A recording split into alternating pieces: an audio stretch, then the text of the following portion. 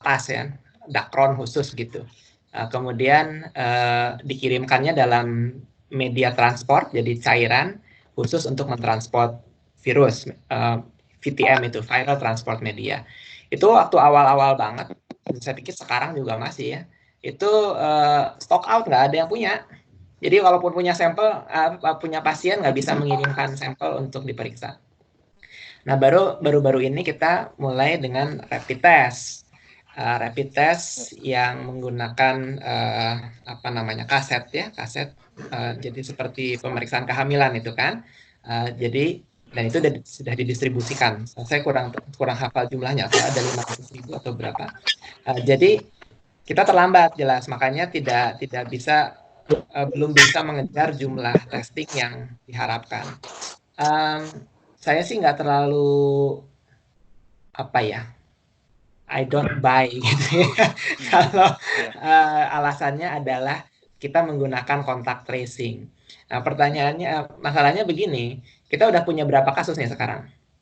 2000 berapa? 2000, mungkin 3000, 2900 mungkin. 2000 sekian ya. Pokoknya 2000 sekian itu yang konfirmasi PCR. Ya kan? Nah, kita bayangkan aja yang 2000 ini setiap orang itu udah berkontak berapa kali. Jadi mestinya kan dia sudah banyak yang diikutin hanya dari yang 2000 ini. Belum yang nggak ketahuan. Jadi sebenarnya kita mestinya nggak boleh, jadi kontak tracing pun harusnya dapat banyak. Harus dapat banyak karena kontaknya banyak banget. Apalagi orang-orang ini biasanya baru ketahuan beberapa hari setelah dia sakit. Sedangkan dia mungkin menularkan sebelum sakit. Jadi kita harus mendeteksi semua kontak mungkin 2 minggu sebelum dia mulai sakit ya. Dan kalau sehari ketemu berapa orang, katakanlah, apalagi begini, kita bicaranya misalnya Jakarta gitu ya. Jakarta itu orang pulang pergi pakai MRT, pakai apa. Ya kalau dia naik MRT dalam keadaan sakit, nggak pakai masker, satu gerbong harus di trace dong. Banyak jadi yang sebenarnya harus dikerjakan. Jadi tapi menurut saya karena satu kita terlambat, dua ya memang kurang agresif ya. Agresif. Iya. Ada masalah logistik juga mungkin ya Mas. Iya jelas itu pasti. Ya tapi artinya kan mestinya logistik mengikuti strategi. Jadi kita buat strateginya yang agresif, logistiknya dipenuhi begitu. Jangan strategi mengikuti logistik aja. Kalau kita ya kapan menangnya? Iya. Oke, makasih Mas. Dan ini memang juga kemarin paper dari peneliti di Göttingen kalau nggak salah, itu rata-rata sebenarnya yang terlaporkan di setiap negara itu cuma 6%. Ya. Nah, kalau kita sudah under reporting dari 6% itu mungkin baru 2% aja yang bisa. Ya, masalahnya kita juga nggak tahu pasti ya berapa. Belum ada yang mengerjakan survei memastikan sebenarnya reportingnya seberapa besar, itu juga jadi masalah. Oke, mungkin ke Dr. Asep, Dr. Asep ada komen soal kenapa Indonesia rendah.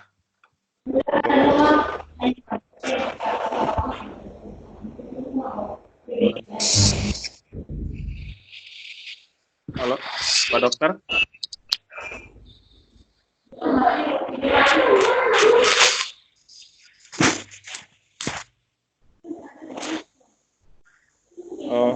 Halo Pak Dokter. Mungkin perlu unmute Pak Dokter. Dan kawan-kawan yang lain coba bisa mute supaya jangan echo. Oh ya.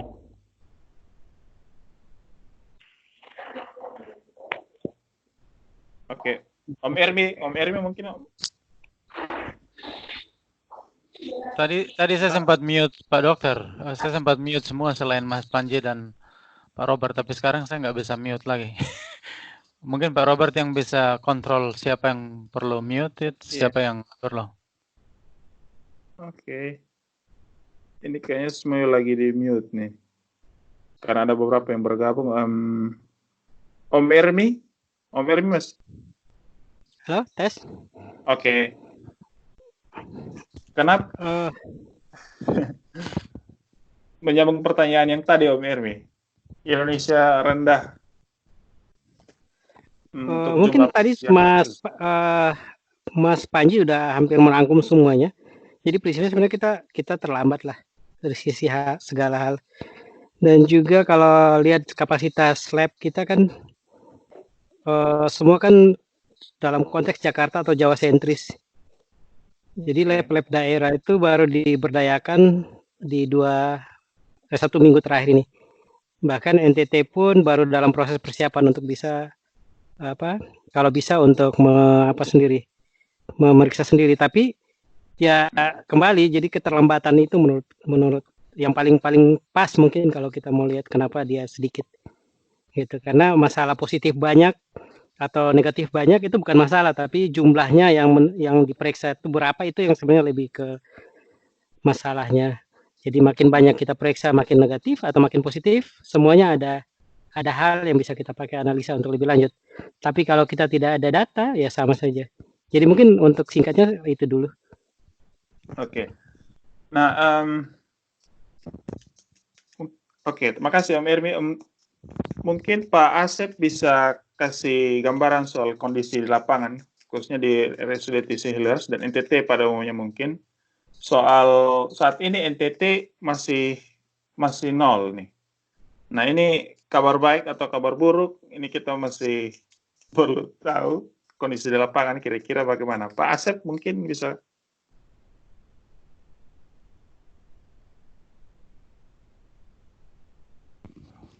Mungkin unmute dulu.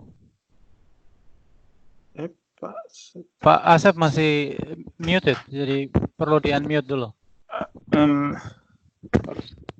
Harus moderator yang bikin. Pak Asep tanpa nama di sini. Sudah, tapi soalnya jadi. AP. Pak Asep AP. Asep Purnama. Asep Purnama. Nomor 1 di screen saya. Tapi muted. Unmute dulu. Mikrofonnya dihidupkan. Di sini soalnya jadi.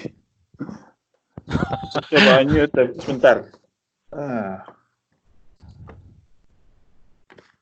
Oke. Oh, sudah.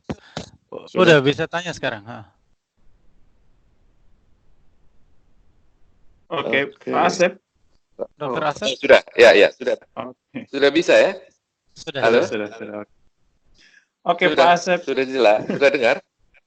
Sudah. Sorry. Iya. Sudah bisa ya? Iya, sudah. Jadi tadi sudah disampaikan dengan Mas Panji, panggil yang lain Mas Panji, saya ikut Mas Panji. Jadi saya menyampaikan keadaan di lapangan. Tadi prinsipnya memang PCR dengan dipusatkan di Jakarta dan Indonesia puluhan ribu pulau itu pasti masalah. Nah, pada awalnya yang boleh diperiksa swab tenggorok atau dengan PCR itu hanya PDP, pasien dalam pengawasan. Jadi artinya waktu itu pasien dalam pengawasan itu adalah pasien yang pulang dari zona merah, zona terpapar dari luar negeri, awalnya kan dalam negeri belum, yang sesak. Kalau tidak sesak bukan pasien.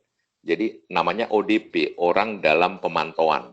Kalau orang dalam pemantauan itu hanya batuk dan panas. Awalnya seperti itu, jadi nggak ada yang periksa. Nah, begitu ada PDP, ODP boleh periksa, akhirnya begitu dalam negeri sudah muncul, akhirnya ODP boleh periksa. Jadi ODP itu orang dalam pemantauan adalah orang yang pulang dari daerah terpapar di dalam negeri atau luar negeri, yang batuk atau panas. Jadi tidak sesak pun sudah diperiksa. Jadi ada progres, tapi meskipun tadi tetap terlambat. Kemudian masalahnya kita virus transport media, jadi harus di swab dulu. Tadi Mas Panji sudah bilang dengan dakron. Harus ada dakronnya, ada lidi yang untuk mengambil sedia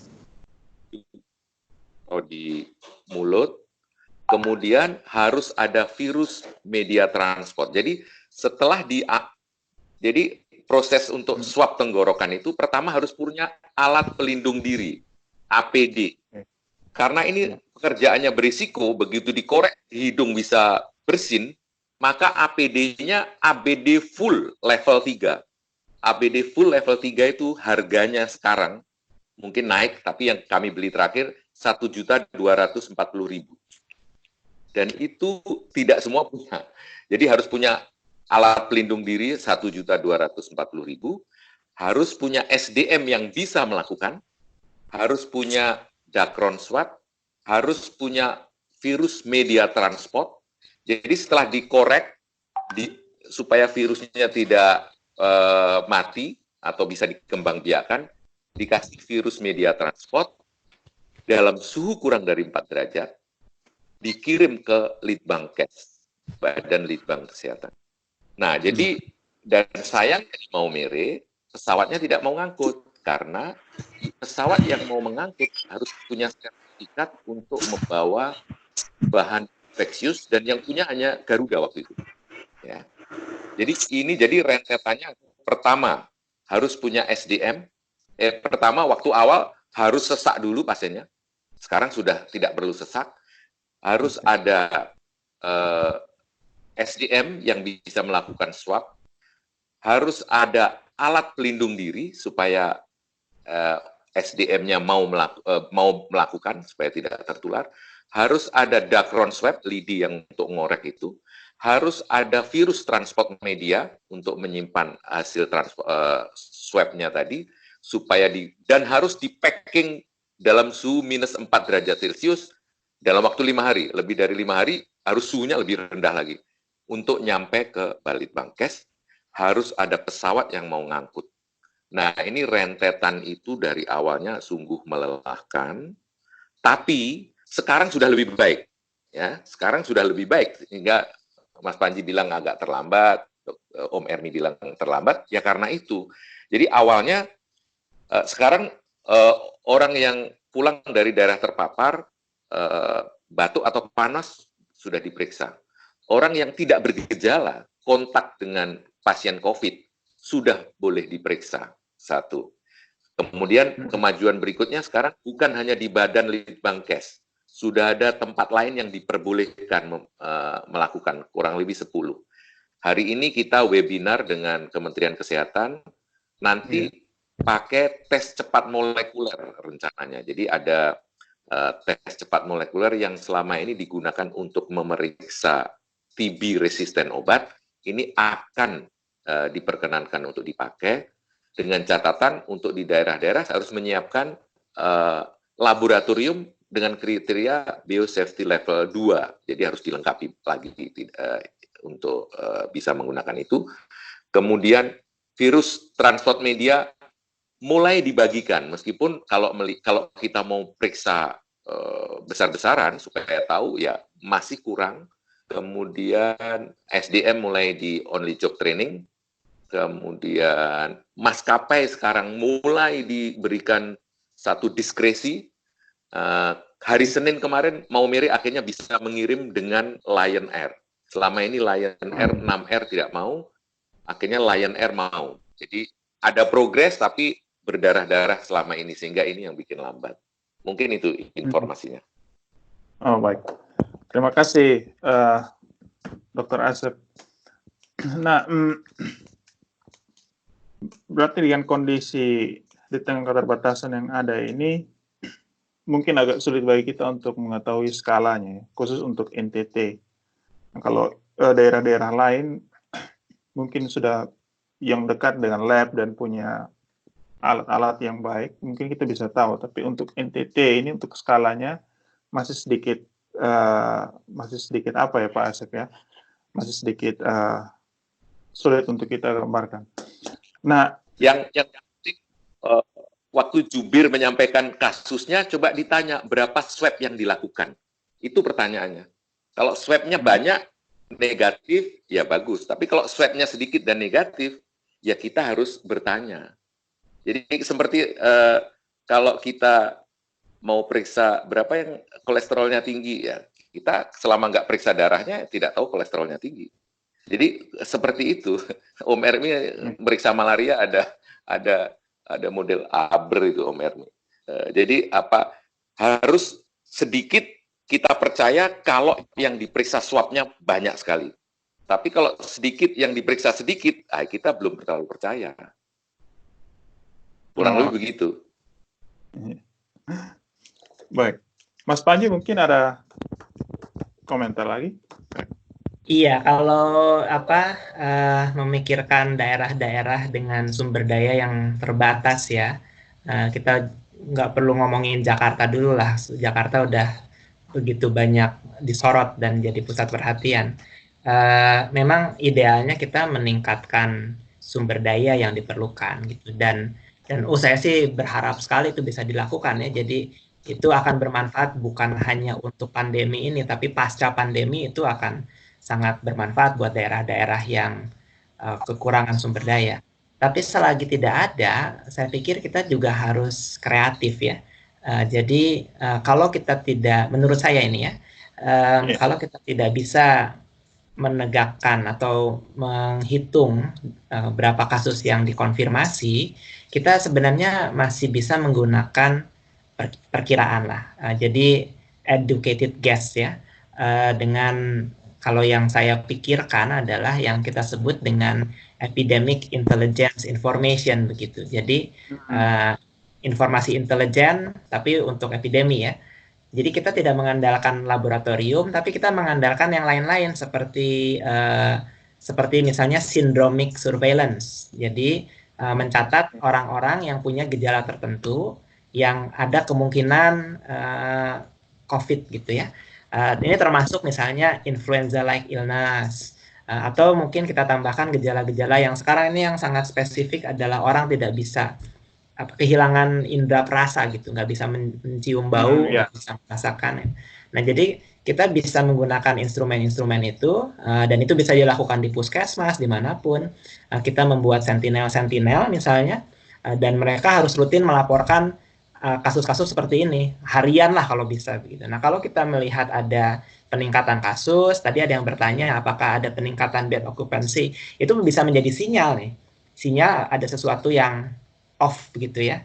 Nah, memang sekarang repot mungkin kalau di NTT lagi banyak demam berdarah, banyak juga itu yang sakit demam. Tapi kalau demam mungkin ditambah lagi dengan gejala pernafasan gitu kan, karena demam berdarah seringkali tidak disertai gejala pernafasan gitu. Jadi saya pikir tetap harus ada, kita nggak boleh buta-buta amat ya. Kalau memang mata yang paling bagus dipakai melihat itu PCR atau alat periksa lab yang lainnya, tapi jangan sampai kita terlalu buta karena tidak punya PCR, karena tidak punya lab. Nah, ini dinas kesehatan setempat nih yang mestinya mengorganisir. Oke. Nah, kalau Om Ermi, kira-kira kemana dengan dinas kesehatan dan juga upaya untuk mengetahui skala untuk wabah virus corona ini untuk di NTT? Kondisi sekarang kita masih 0 dan sebagainya. Itu apa yang bisa kita lakukan untuk mengecek simptom-simptom yang seperti yang tadi dibilang Mas Panji, gitu, Om Ermi? Sebenarnya kalau untuk mau meningkatkan skala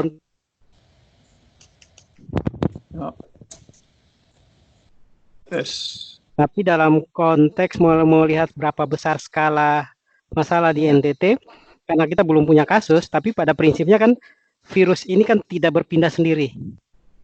Dia dipindah, jadi yang memindahkan virus ini kan orang. Nah, kalau kita lihat bahwa COVID ini mulai dari Cina menyebar ke negara-negara lain, kayak ada gelombang pertama, gelombang kedua, gelombang ketiga, dan itu lebih banyak kalau saya lihat itu lebih berhubungan juga dengan bagaimana mobilitas orang. Jadi kalau menurut saya kita tidak bisa mengesampingkan bahwa skala kita lebih kecil atau lebih besar dari yang lain, tapi yang kalau kita lihat adalah bagaimana kita melihat pola.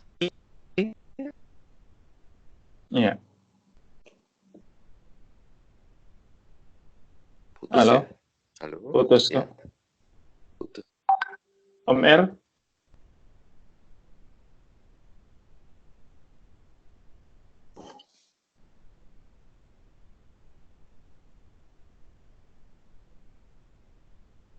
Halo, Mirmi. Oh, putus. Putus ya. Halo.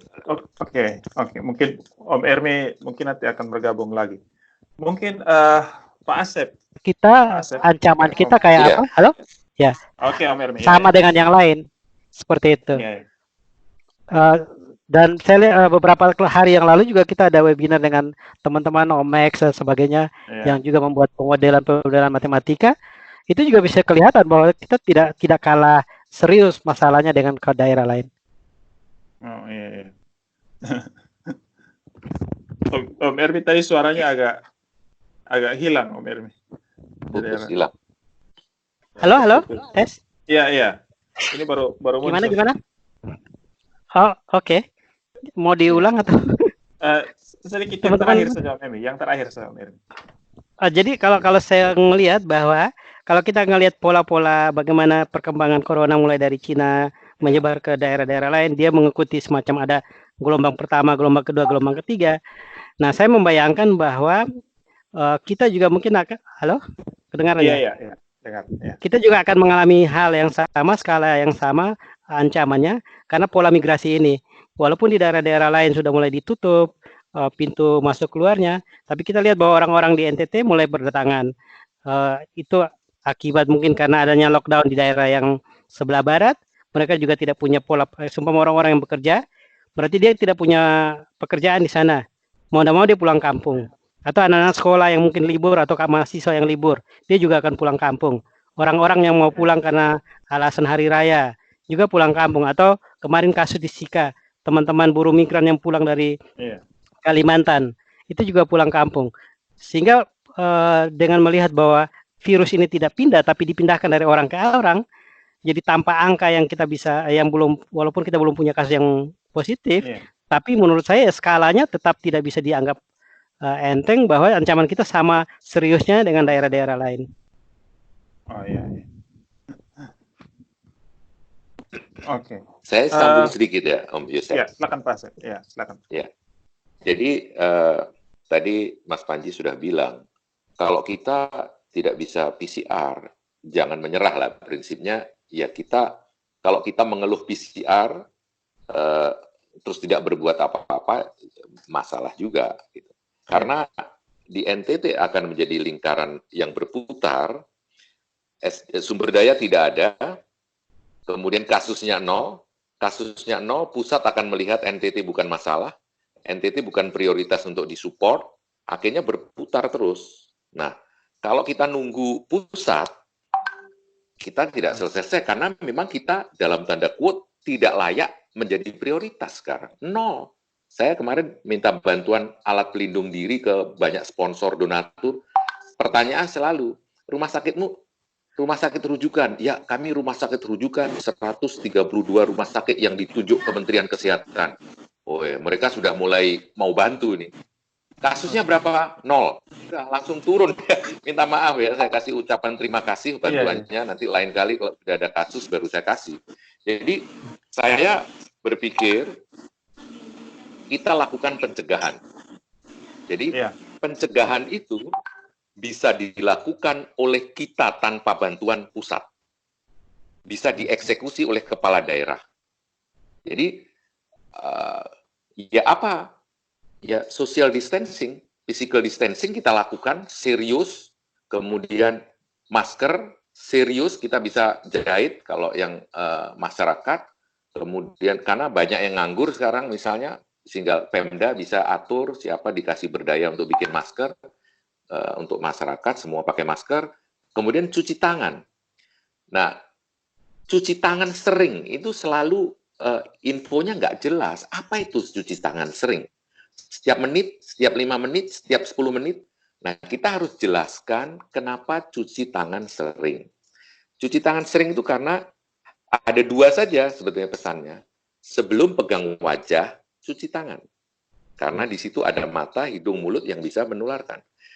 Setelah memegang benda yang tidak jelas, Anda tidak yakin ini steril atau ada corona atau tidak, cuci tangan. Jadi setiap kali pegang sesuatu, cuci tangan. Kalau menurut saya dengan cuci tangan, masker, physical distancing, dan yang terakhir karantina mandiri setiap kali ada orang yang pulang ke NTT. Misalnya seperti kemarin, pulang dari daerah merah, bahkan saya bilang nggak usahlah daerah merah, pokoknya keluar, anggap aja NTT masih belum nih. Siapapun yang datang ke NTT 14 hari di rumah, tapi diajari. Ini,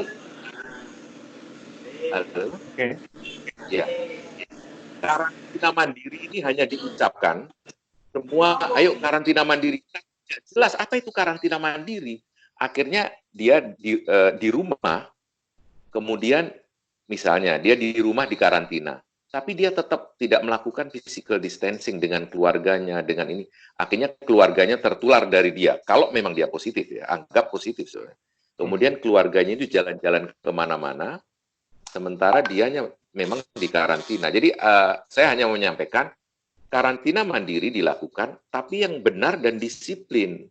Nah, ini semua bisa dilakukan oleh kepala daerah bersama jajarannya. Tidak perlu bantuan Jokowi, tidak perlu bantuan Kementerian Kesehatan. Jadi, manakala kita kesulitan segala macam, pencegahan ini, kita fokusnya di pencegahan. Seperti kalau kita didorong ke kolam renang tidak bisa berenang, kita akan berjuang 99% untuk hidup. Nah, kita, menurut saya, sekarang fokus di pencegahan, sambil yang lain-lain jalan. Ini itu saja. Oh iya, oke. Baik.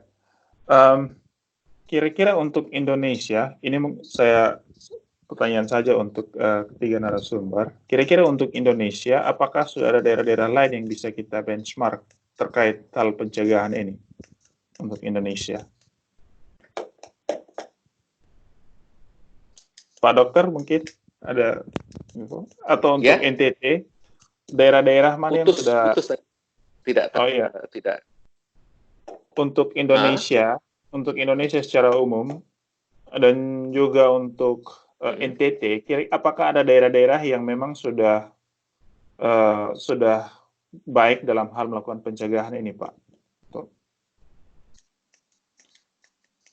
Ya, saya... Daerah-daerah yang bisa menjadi contoh.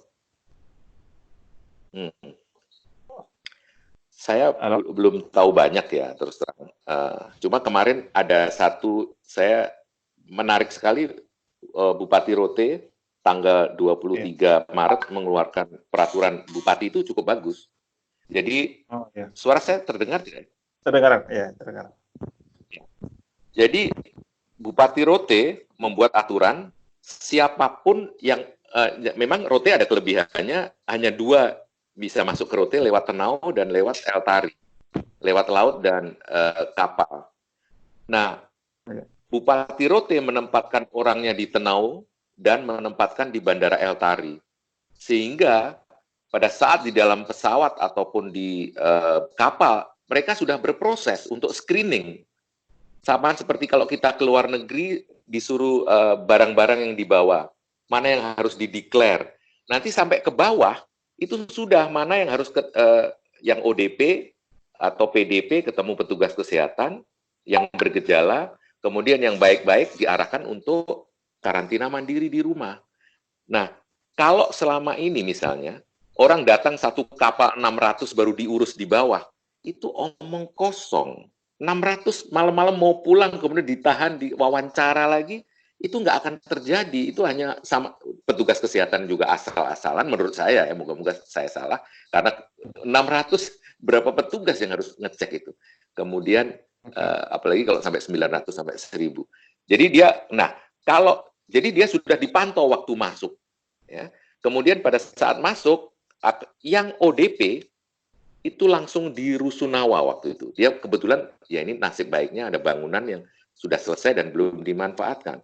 Di Rusunawa dengan karantina mandiri terpusat ini kelebihannya mereka akan dipantau, kemudian makanan disiapkan, kemudian cuci tangannya saya harapkan terjamin, maskernya juga terjamin.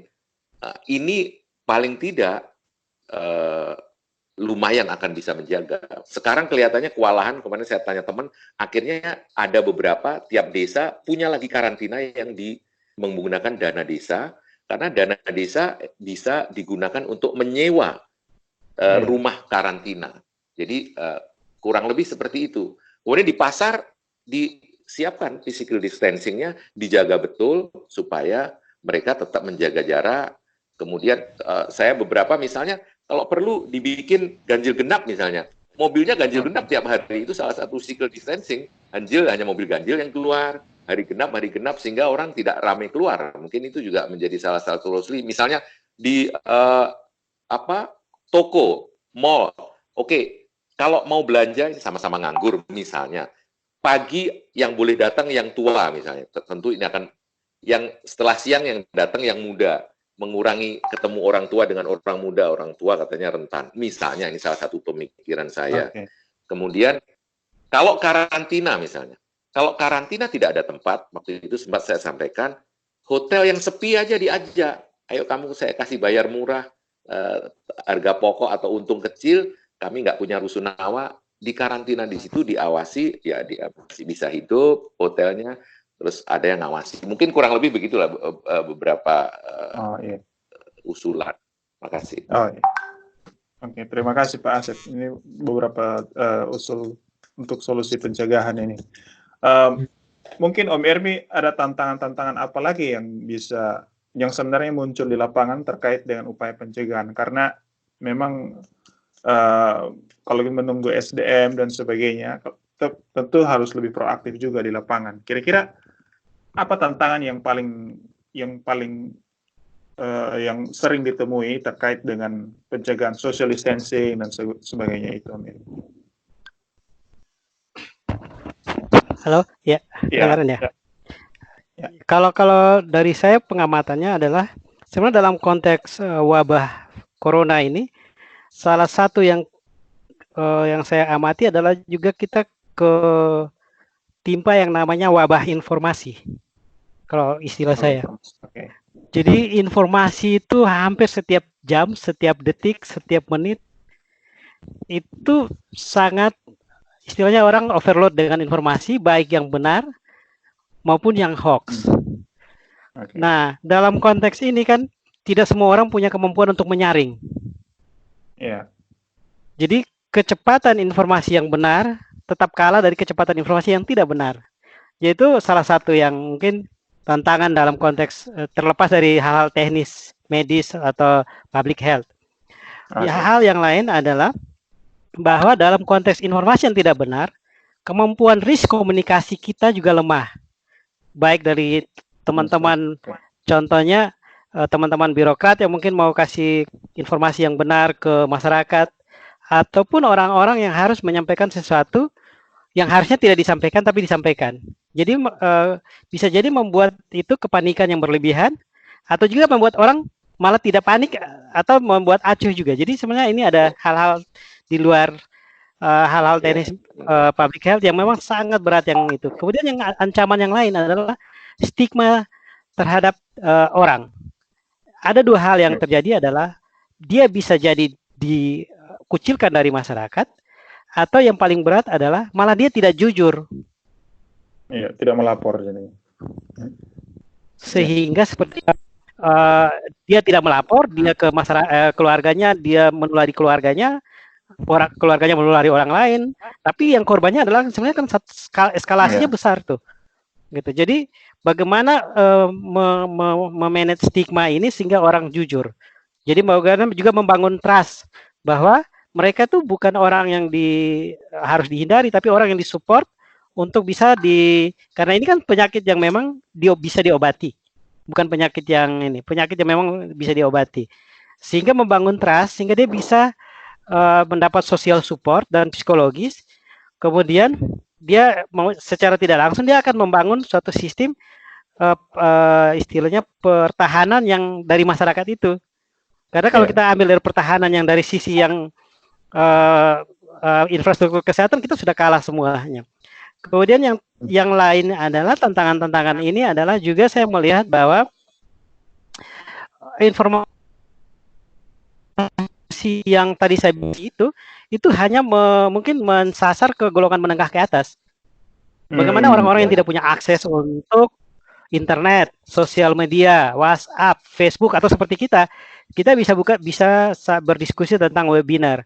Tapi bagaimana teman-teman kita, saudara-saudara kita di kampung? Saya pernah lihat ada orang posting foto di FB, di mana rumah-rumah di kampung, kalau tidak salah di salah satu antara Kabupaten Kupang atau TTS, itu di semua pojok rumahnya ditaruh daun yang katanya untuk menurut kepercayaan mengusir virus. Dan itu sebenarnya kan hal yang mungkin secara kasat mata kita melihat, tapi di satu sisi kan itu juga membuat kalau dia merasa bahwa dia sudah taruh daun, dia akan aman gitu. Itu kan informasi-informasi seperti itu yang tantangan-tantangan seperti itu mungkin juga sama beratnya dengan bagaimana kita mengalami kelangkaan sumber daya, kesehatan dan sebagainya. Jadi ini dua hal yang ini nih. Belum lagi dampak-dampak ekonomi yang juga akan berimpas kepada daya tahan masyarakat untuk menghadapi pandemi ini. Kita bilang orang harus meningkatkan daya tahan. Tapi kalau dia punya kemampuan ekonominya menurun, bagaimana dia bisa dapat makanan yang cukup, nutrisi yang cukup, daya belinya menurun, bagaimana dia bisa melindungi keluarganya dengan makanan yang baik, atau tentang cuci tangan pakai sabun, tidak punya duit untuk beli sabun. Nah, disitulah kita butuh kehadiran pemerintah untuk membuat jaminan pengaman sosial untuk masyarakat ini. Sehingga hal-hal di luar teknis medis itu juga harus ditanggulangi serius dengan hal-hal teknis medis public health gitu. Begitu mungkin dari saya. Terima kasih. Oke, makasih Om Ermi. Baik, ini yang terakhir sebelum kita tanya jawab dengan audiens. Saya mau tanya ke Mas Panji. Nah, Mas Panji, memang kebijakan-kebijakan yang tegas dan juga berskala besar yang istilahnya draconian measures ini sudah harus dimulai. Sebenarnya kita sudah terlambat, tapi memang harus diambil oleh pemerintah pusat dan juga pemerintah daerah, khususnya kita yang memang hanya bertumpu pada pencegahan. Nah, belajar dari negara-negara lain yang punya sumber daya terbatas tapi berhasil mengendalikan pandemi ini, seperti Vietnam, kasusnya masih 0 sampai sekarang, kematiannya masih 0 sampai sekarang. Mungkin ada hal yang bisa kita pelajari dari hal itu, dari bagaimana cara mereka menyikapi itu. Nah, Mas Panji mungkin punya gambaran bagaimana negara-negara lain dalam kondisi keterbatasan menyikapi masalah ini. Secara mungkin sedikit itu apa aja, Mas. Iya, Bang Joseph, makasih. Memang yang perlu kita sadari dari awal bahwa wabah dalam skala yang besar seperti ini memerlukan sumber daya yang besar juga gitu untuk penanganannya. Jadi itu tidak bisa disangkal. Dan tentu saya sih sebelum ngobrol yang lain-lain, saya mau menggarisbawahi bahwa pemerintah pusat itu punya peranan yang sangat besar. Jadi mereka harusnya bergerak dan membantu semua wilayah Indonesia ya, dari Sabang sampai Merauke, bukan cuma Jakarta dan Jawa saja gitu. Jadi walau nanti kita bicara masalah sumber daya terbatas, tapi pemerintah pusat itu harus perhatian sekali ke tempat-tempat seperti NTT dan tempat lain yang under resource. Jadi jangan dibiarkan aja itu, diam aja gitu ya. Harus banyak ditegur supaya bantuannya datang gitu. Karena nggak bisa, mau nggak mau kita akan memerlukan sumber daya itu. Nah, sambil menunggu itu terjadi, kita bisa mencoba memikirkan cara jalan keluar begitu. Memang kebijakan itu pada akhirnya kan harus konteks spesifik ya. Jadi yang bisa dikerjakan di Jakarta belum tentu bisa dikerjakan di NTT gitu. Sayangnya kalau tadi Bang Joseph bertanya di Indonesia apa ya yang jadi contoh, saya belum tahu apa yang bisa jadi contoh ya. Kayaknya belum ada yang bisa dicontoh. Mungkin kalau bisa NTT masih baru juga ya Mas ya. Iya, kalau bisa NTT aja bergerak lebih cepat, bergerak lebih cerdas supaya bisa dicontoh sama daerah lain. Karena itu ada. Kalau di luar negeri, kelihatannya memang Vietnam ya tempat yang sumber dayanya terbatas tapi berhasil.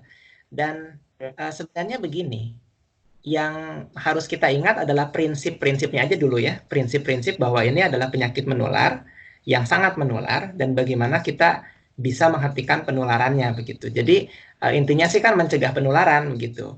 Nah, idealnya kita punya PCR untuk early identification, contact tracing, dan lain sebagainya. Kalau tidak punya, ya itu, jangan sampai dia menularkan, karantina aja. Vietnam begitu kan yang dikerjakan. Iya. Masuk Vietnam, masuk karantina. Karantinanya terpusat begitu. Karena mungkin kita sudah melihat kalau karantina mandiri, tadi Dr. Asep sudah menyampaikan, ya dia nggak ngerti karantina itu di rumah aja gitu, tapi di rumah tetap nularin ke keluarganya yang jalan-jalan nularin keluar. Jadi itu bisa dipikirkan, dan tentunya kan pada akhirnya konteks di lokal ya yang akan menentukan apa yang bisa dikerjakan dan apa yang tidak bisa dikerjakan saat ini. Nah, tapi yang paling penting adalah memang pemerintahnya mau dulu nih. Dia harus menempatkan kesehatan masyarakat sebagai prioritas utama. Yang lain ngikutin gitu. Pokoknya kesehatan masyarakat dulu, ekonomi lah, apalah begitu dia harus mengikuti. Yang penting kesehatan masyarakat duluan. Nah, di situ dulu harus, karena kalau nggak ada, percuma ngomong apapun nggak akan didengerin. Jadi, melakukan yang lain-lain yang nah, kalau dan saya pikir di situ yang paling penting adalah ya orang-orang seperti Dr. Asep gitu ya yang ada di sana dekat dengan leadership lokal dan memastikan saran-saran ini didengarkan gitu. Gitu kali kalau dari saya. Nggak ada yang spesifik, sulit juga ngomong spesifik ya. Oke, kita mulai dengan tanya jawab. Nah, jadi tanya jawabnya silakan rekan-rekan senior dan teman-teman yang sudah bergabung bisa mengetik langsung pertanyaan di chat untuk dijawab oleh para narasumber. Bila ada yang ingin diskusikan, bisa juga langsung saja mikrofonnya di unmute, kembali dan langsung bertanya saja. Mungkin langsung saja. Ternyata sudah ada yang bertanya. Tadi pertanyaan dari Om Jonathan Lasa. Ini kayaknya pertanyaan untuk Dr. Asep. Tingkat okupansi rumah sakit di Maumere gimana? Apakah ada kenaikan okupansi rate di Indonesia atau NTT? Mungkin Dr. Asep bisa merespon pertanyaan ini sebelum kita pindah ke teman-teman yang lain yang bertanya. Dr. Asep kembali mute. Harus di-unmute kayaknya.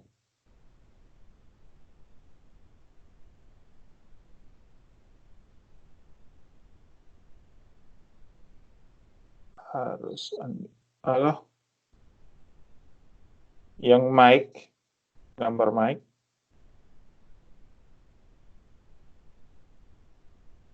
Sebentar. Oke, sudah. Ya, mati sendiri. Saya tidak otak-atik sebenarnya. Ya, oke. Jadi gini, yang menarik, sekarang pasien di rumah sakit kami drop. Kurang pasien, semua takut corona. Jadi kami, jadi pasiennya berkurang, jauh, karena barusan kami KLBDBD. KLBDBD, bed okupansinya bisa lebih dari 100%. Sekarang okupansinya 40-30%. Jadi 40% lah. Tapi karena semua sekarang ini, karena adanya corona, petugas kesehatan menggunakan alat pelindung diri. Dulu kalau periksa pasien, kita tidak pakai apa-apa. Sekarang kan pakai masker.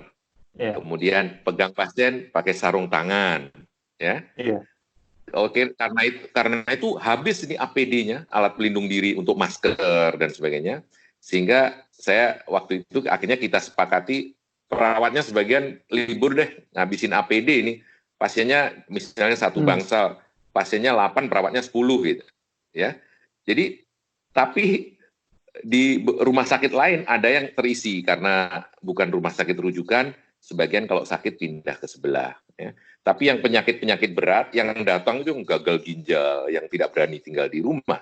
Jadi yang datang yang berat-berat, yang operasi, yang mau melahirkan karena harus dioperasi. Jadi yang datang yang betul-betul tidak bisa ditahan di rumah.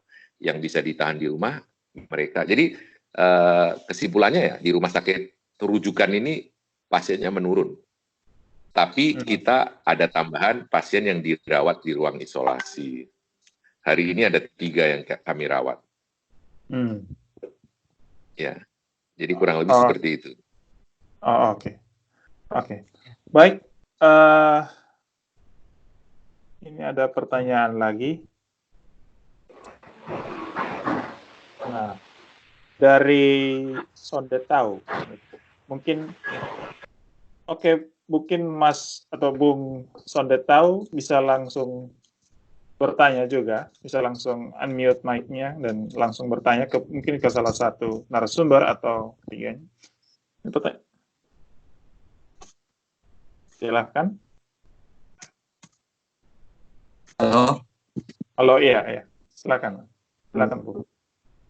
Halo, selamat sore. Terima kasih banyak untuk kesempatannya. Saya Dr. Azario dari Puskesmas Mokaro di ND. Dok, saya mau bertanya mengenai data prevalensi. Apakah ada NTT data prevalensi CAP di masa-masa COVID ini, Dok? Apakah ada peningkatan? Maksud saya, apakah ada perbandingan gitu, Dok, dengan yang sebelum masa-masa COVID? Lalu kemudian saya mau tanya lagi, mohon maaf, apa saya boleh diperkenankan berapa pertanyaan? Iya, silakan. Saya mau tanya lagi mengenai rapid test, Dok. Itu sensitivitas dan spesifisitasnya itu bagaimana ya, Dok? Lalu apa tentang kan itu kan yang rapid test yang OTG juga bisa dari kalau saya baca dari dokumennya OTG juga di rapid test, Dok.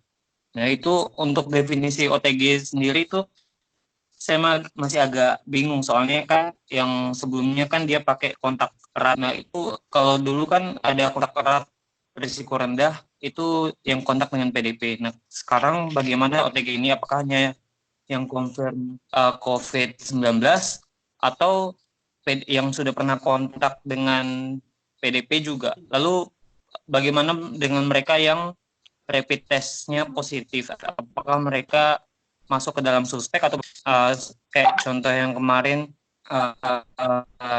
kami dapat informasi yang ABK dari kapal Labelu kalau nggak salah, ada 3 orang ABK katanya positif rapid test. Nah, itu apakah yang di dalam kapal tersebut itu jadi OTG semua atau bagaimana, Dok?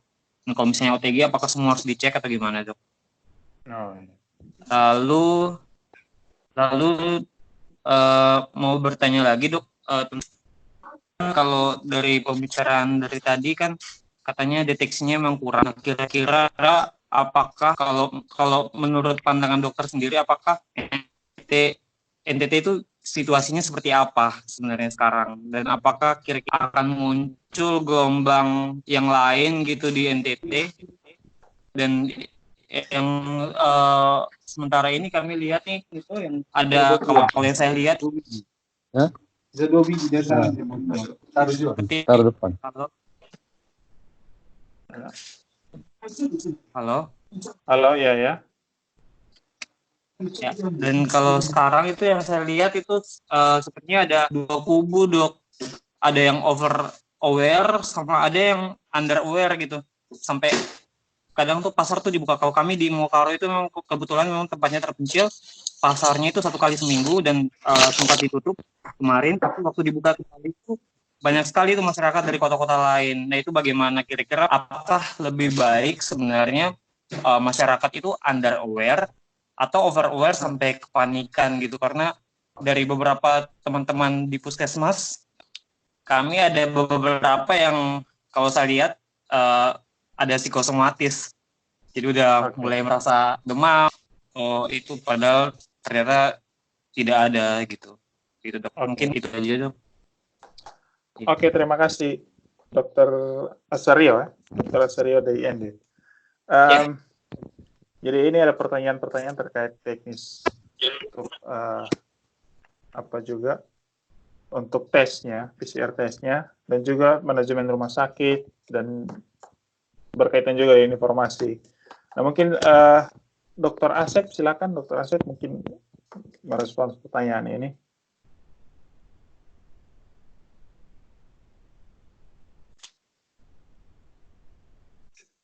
Pak Asep. Ya, halo. Iya. Sorry terputus tadi ada yang masuk. Dengar saya? Ya, dengar. Iya. Ya. Jadi tadi yang di depan tadi ada pertanyaan apanya gitu, prevalensi itu saya nggak nangkap apa ya, prevalensi apa tadi? Community acquired pneumonia. Ya? Kenapa? Community acquired pneumonia. Ya, CAP-nya ya. Sekarang sih belum ada peningkatan yang bermakna. Kalau di TC Healer ya, jadi kami masih stabil saja.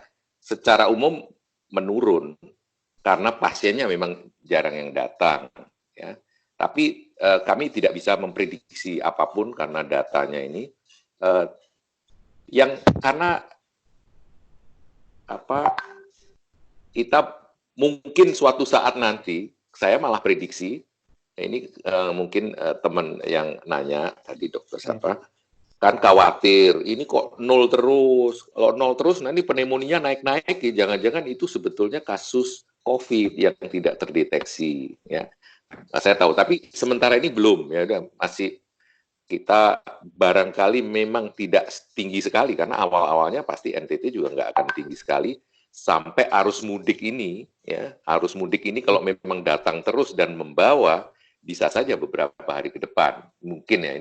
Tapi ini saya ngomong di umum, saya takut nanti membuat kegaduhan. Tapi kalau pertanyaan tadi, sementara ini kalau di rumah sakit yang kebetulan saya tugas, tidak ada peningkatan yang bermakna untuk pneumonia.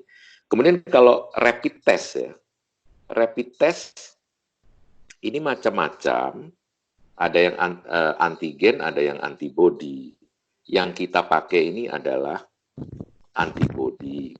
Bahkan yang bantuan dari pemerintah ini tidak ada apakah itu IgG dan IgM-nya. Pokoknya satu garis saja. Kalau di tempat lain kan biasanya ada kontrol, IgM, IgG. Ini yang kami dapat ini barusan ini 30 biji. Itu kontrol dengan positif satunya. Kalau ini positif berarti antibodinya ada. Sehingga kami lebih sulit juga menginterpretasikan apakah ini IgG atau IgM. Nah, angka sensitif spesifitasnya saya terus terang tidak tahu yakin karena setiap barang yang dijual beda-beda, tapi intinya bahwa rapid test tidak diakui kalau dia positif, harus diulang dengan swab tenggorokan. Jadi ini yang bikin lama kadang-kadang. Jadi kalau positif harus swab lagi ya, tapi tetap ada gunanya sehingga kita menjadi lebih semangat. Harusnya ada atau tidak ada rapid test, kalau kita sudah PDP, ya kita harus anggap dia positif sampai terbukti swabnya.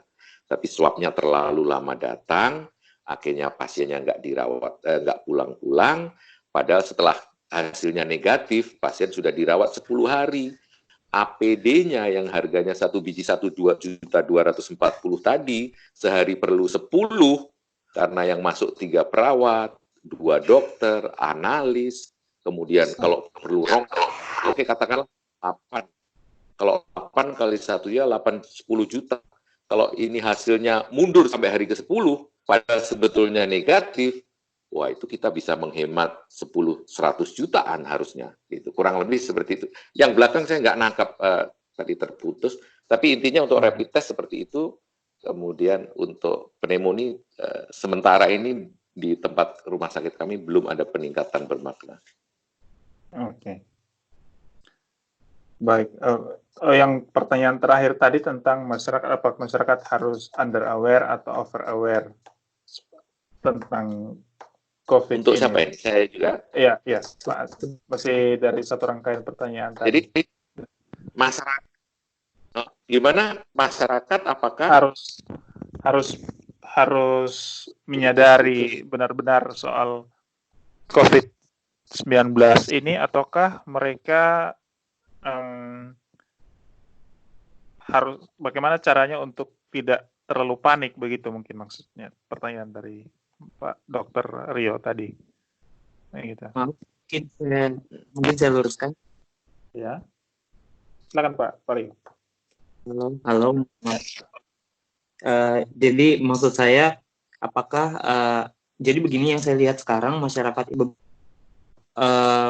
ada yang banyak yang under aware sampai kalau kayak di saya ambil dari puskesmas kami di wilayah kami, pasarnya itu dibuka sampai yang orang-orang luar kota itu datang masuk lalu lalang gitu. Jadi sebenarnya sebelumnya itu ditahan, tapi waktu pasar dibuka akhirnya semua orang pada berdatangan.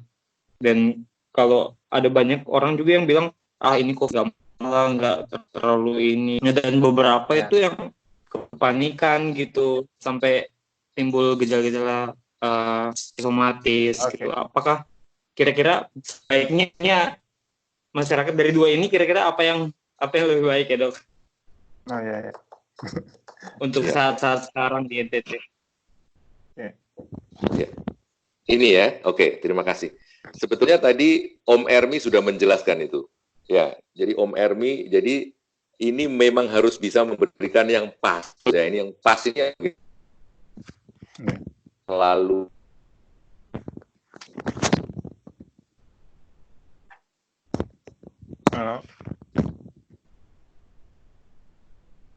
Halo. Nah, tujuannya supaya nggak panik. Tapi kadang-kadang kebablasan masyarakat menerimanya sehingga kita santai pasar, kita nggak kena ini daun kelor bisa menyembuhkan nih atau apapun itu misalnya. Kemudian sebaliknya, setiap hari di WA grup keluar orang mati, segala macam yang horor-horor itu juga bikin kacau tadi. Jadi ini nyari yang pas. Nah ini nanti supaya tidak panik, tapi kita juga waspada.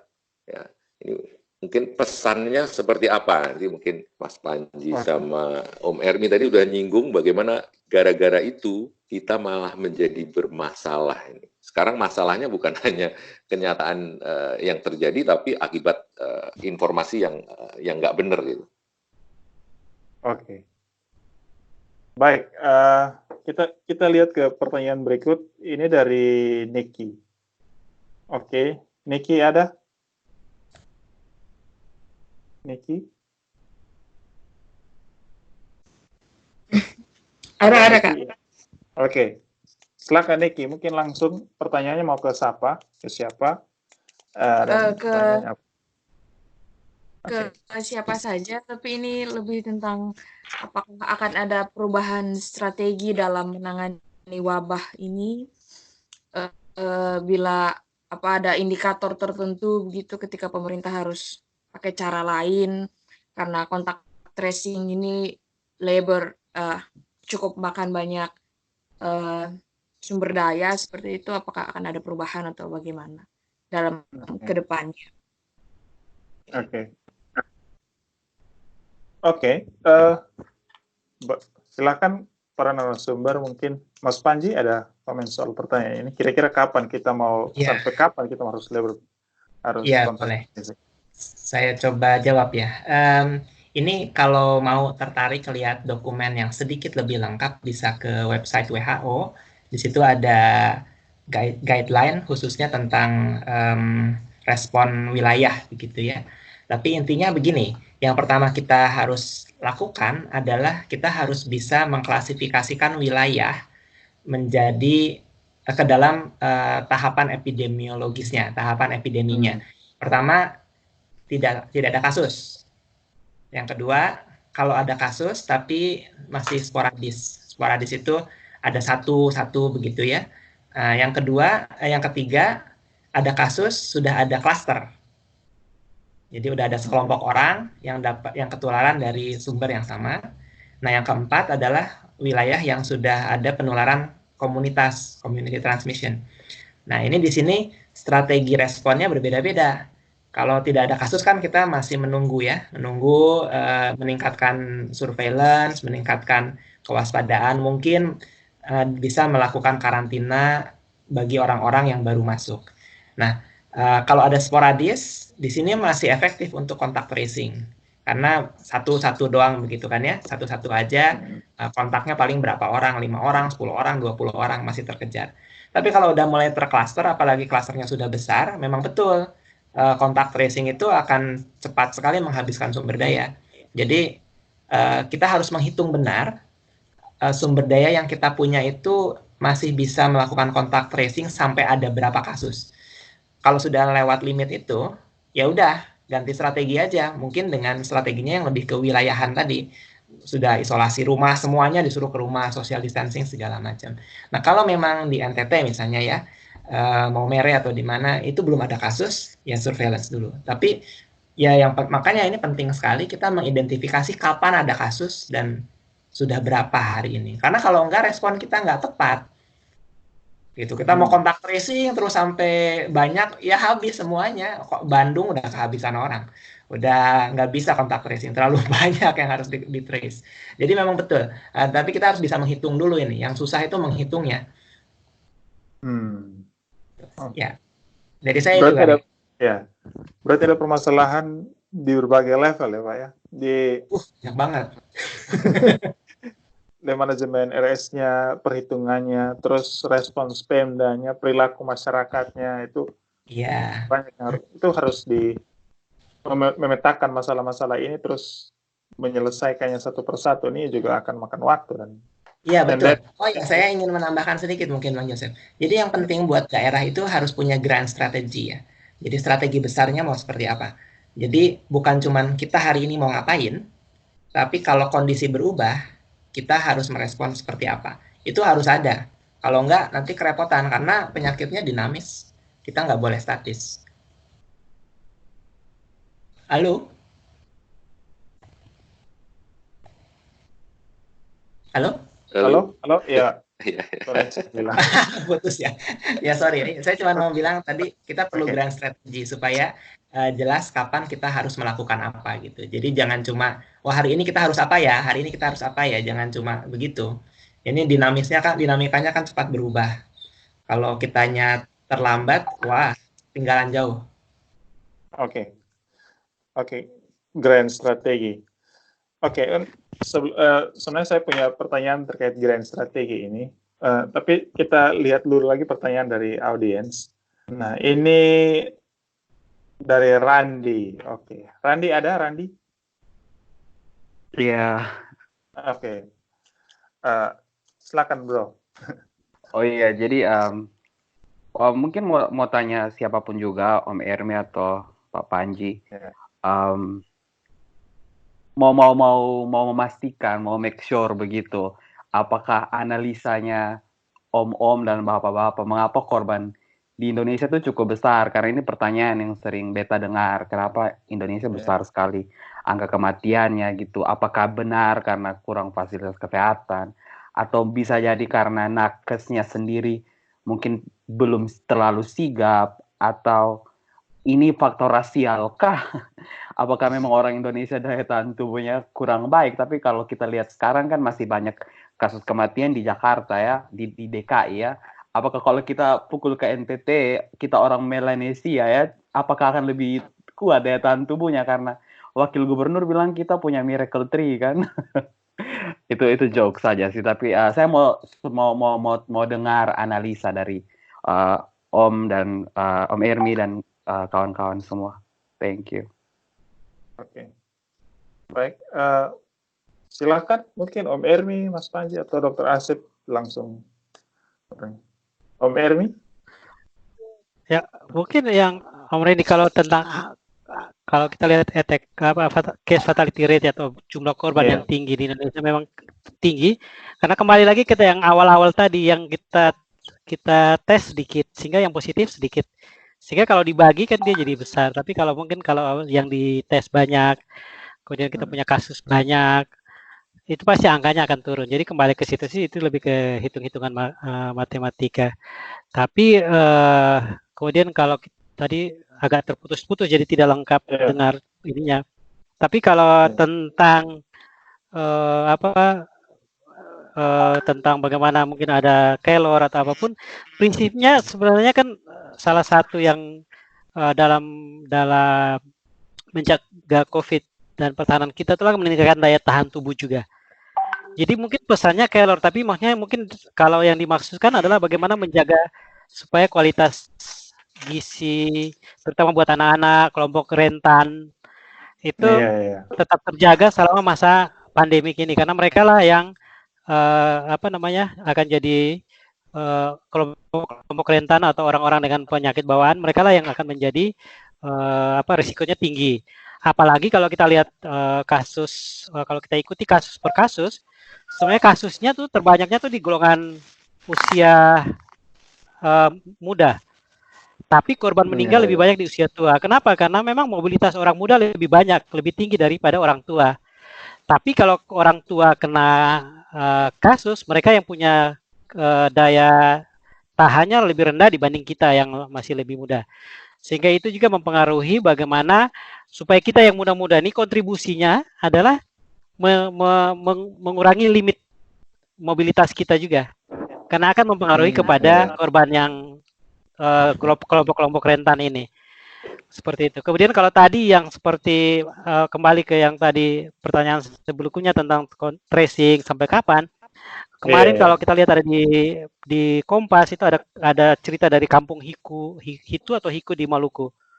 Itu jadi mereka membuat semacam ada namanya karantina terpusat di mereka dan juga diawasi oleh masyarakat bersama-sama. Sehingga dengan sumber daya yang terbatas, kemudian kalau kita juga punya daerah yang berpulau-pulau, itu mungkin juga harus dipikirkan mungkin bahwa pengamanan wilayah yang kecil-kecil ini, jadi kita tidak nunggu bahwa akan ada lockdown atau apa yang dalam konteks negara, tidak, tapi di tiap daerah mulailah mengamankan dirinya, mengamankan wilayahnya, membantu mengamati orang untuk dikasih pemahaman sehingga tidak terlalu tidak menganggap remeh atau sehingga dia tidak menyebar ke orang lain gitu. Karena prinsipnya yang tadi kan identifikasi, track, test, treat, dan yang tadi social distance yang lain. Itu kan itu prinsip-prinsip yang social distancing yang lain, yang prinsip-prinsip yang dalam COVID ini terus diulang-ulang oleh WHO dan siapapun yang ada. Mungkin itu dari saya. Oke. Mungkin terakhir Om Ermi untuk menyambung yang tadi Mas Panji sampaikan soal grand strategi. Kira-kira NTT bagaimana posisinya dalam soal membuat grand strategi untuk satu provinsi ini? Kira-kira Om Ermi ada komen ya? Oh ya, jadi memang sebenarnya saya juga beberapa hari sempat berkomunikasi dengan teman-teman di gugus tugas. Itu juga memang mereka baru bekerja berpedoman pada SK yang dikeluarkan oleh gubernur. Jadi beberapa hari yang lalu kita juga sempat membantu mereka untuk membuat namanya rencana operasional untuk bagaimana ini di lapangan dilaksanakan. Draftnya sudah selesai, sudah diserahkan kepada Pak Kepala Dinas dan gugus tugas tadi pagi. Kemudian yang kedua adalah dalam konteks grand strategi, karena kita ini kan berpulau-pulau, kemudian banyak wilayahnya. Bagaimana kerjasama di sini laporan birokrasi dan pemerintah harus hadir. Bagaimana kerjasama antar wilayah? Contohnya, mungkin kayak orang yang tadi malam turun di Sika, dia tidak mesti harus pulang ke kabupaten masing-masing, tapi mungkin di karantinanya di Sika selama 14 hari, tapi dengan urung rembuk dari semua kabupaten yang ada. Sehingga sumber daya untuk mengawasi mereka itu terkumpul di situ. Tapi bukan berarti itu jadi bebannya pemerintah Sika sendiri. Itu juga menjadi urung rembuk semua kabupaten di Flores. Sehingga kerjasama antar daerah, kerjasama antar kepala daerah dengan berbasis pulau ini sangat penting. Jadi contohnya kalau di daerah Timor, berarti kerjasama antara Kota Kupang dan Kabupaten Kupang untuk membendung arus balik ke TTU, TTS itu mungkin lebih kuat membuat pertahanan daripada orang-orang tuh pulang ke kabupaten masing-masing. Tapi bagaimana ini kuat di Kupang adalah otomatis juga harus disupport oleh Pemda yang lain. Gitu. Jadi tidak membuat Kupang ini hanya jadi menampung, tapi dia juga disupport gitu. Itu sama juga dengan Sumba, Alor, Rote yang dari awal malah sudah laksanakan dari awal dan mereka termasuk yang bagus. Sebelum orang membuat karantina terpusat, Rote sudah buat lebih duluan. Mereka menyiapkan fasilitas di karantina 14 hari, orang-orang yang baru datang dari daerah-daerah yang diidentifikasi, Dan sampai sekarang itu berjalan terus, mereka yang paling duluan. Jadi istilahnya berbasis wilayah, kebijakan berbasis wilayah, kerjasama antar daerah, dan panglimanya adalah pemerintah provinsi. Itu memang harus dikuatkan. Mungkin itu dari saya. Oke, makasih Om Erwin. Baik, mungkin pertanyaan lagi, silahkan. Iya, mungkin. Oke. Halo. Silakan. Ya, silakan. Ya, mungkin untuk tim surveillance, bagaimana kan salah satu kritiknya kan ada kritik bahwa lamanya tim surveillance kalau dalam konteks Nusa Tenggara Timur, Indonesia juga begitu. Kira-kira apa yang bisa diperbaiki? Mungkin lebih banyak pertanyaan untuk Pak Ermi dan Pak Asep mungkin. Tim surveillance. Oke, silakan Pak Asep atau Om Ermi. Ini dari Om L ya? Oke. Iya, ya. Halo. Ya, silakan Pak Asep. Ya. Nanti Om Ermi mungkin lebih banyak tahu ini karena banyak terlibat di lapangan. Ya, saya cuma menyampaikan, saya juga mencemaskan hal yang sama. Ya. Jadi kita selama ini dari bandara kirim di forward, ya tolong karantina mandiri, pantau di sana, pantau di sana. Ini setiap hari ribuan itu apakah betul terpantau? Ya, tapi siapa yang memantau lagi bahwa itu sudah dipantau itu? Ya, sehingga apakah benar sudah dipantau dan apakah karantina mandirinya ini berkualitas, artinya disiplin dan benar? Ini yang saya juga tidak pernah mengikuti betul. Mungkin Om Ermi karena di gugus tugas mungkin tahu bagaimana ini betul-betul dilakukan. Misalnya beberapa tempat katakanlah katanya di Cina berbasis HP ya. Tiap pagi katanya lapor, ada screening, Anda panas atau batuk atau tidak dan sebagainya dengan big data dan sebagainya. Saya tidak tahu kalau selama ini memantaunya seperti apa. Yang saya takut ini, tapi statement saya ini di publik takutnya bermasalah. Dokter atau petugas kesehatan, kalau pasiennya di rumah sakit kan takut mungkin dia, karena apalagi yang takut sama apa, nanti ketularan nih. Jadi kalau di karantina di rumah itu senang, kantor di rumah merdeka, saya jauh dari dia. Tapi kalau di rumah itu tidak dilakukan dengan baik, dia menulari keluarganya, dan pada gilirannya itu seperti tsunami akan datang ke rumah sakit lagi atau ke petugas kesehatan. Jadi kita boleh karantina di rumah, tapi harus dipantau betul karantina di rumah. Tentu yang tadi Mas Panji juga bilang tidak mudah, tapi itu memang teori dan memang seperti itu dilakukan. Kalau ke rumah sakit semua juga tidak cukup. Kemudian mungkin itu saja. Jadi surveillance ini saya tidak tahu selama ini seperti apa, tapi saya juga khawatir kalau itu tidak jalan dengan baik untuk melihat pemantauan di lapangan. Moga-moga baik. Mungkin Om Ermi bisa tahu keadaan kita. Silakan Om Ermi. Oh, ini pertanyaan berat dari orang yang berat nih, jadi memang surveillance ini salah satu yang ujung tombaknya kalau untuk hal-hal kayak gini, karena mereka lah yang menjadi mata telinganya orang kesehatan dan masyarakat. Tapi mungkin ini juga salah satu kelemahan yang perlu kita perkuat di lain kelemahan-kelemahan dan keterbatasan yang ada. Karena itu dalam konteks COVID ini adalah bagaimana supaya selain teman-teman kesehatan itu adalah juga melibatkan masyarakat, sehingga masyarakat seperti tadi Pak Dr. Asep bilang juga harus berpikir bahwa kalau mereka bisa membantu informasi yang benar, menyampaikan yang benar, apalagi kalau mereka dikembalikan ke keluarga, siapa yang bisa kita nggak punya sistem kayak di Cina atau big data yang bisa memantau mereka. Tidak ada cara lain kecuali peran aktif dari semua masyarakat ikut sebagai mata dan telinga orang kesehatan. Jadi ini surveillance berbasis kesehatan komunitas sangat penting. Di lain pihak memang dia tidak bisa digandeng dengan surveillance biasa yang rutin setiap hari. Dia harus punya tim gerak cepat khusus untuk COVID ini. Jadi contohnya ada rumor atau info-info seperti apa, tim itu turun untuk memverifikasi. Ini juga dalam konteks supaya mengurangi adanya hoax atau informasi yang tidak jelas di masyarakat. Karena kalau tanpa informasi yang benar tentang apa yang terjadi, bisa jadi dia menjadi bola liar yang bergulir dan akan menjadi katanya akhirnya tidak ada berita satupun yang benar karena tidak ada verifikasi oleh tim yang kuat di lapangan. Sehingga selain kalau dari saya sih kalau untuk tim surveillance memang harus ada tim khusus yang dibentuk untuk tim gerak cepat surveillance COVID. Kemudian yang kedua adalah harus ada surveillance berbasis masyarakat yang memang membantu menjadi mata dan telinga orang kesehatan di bawah. Kalau enggak, tidak bisa orang kesehatan sendiri yang menangani ini. Itu mungkin dari saya.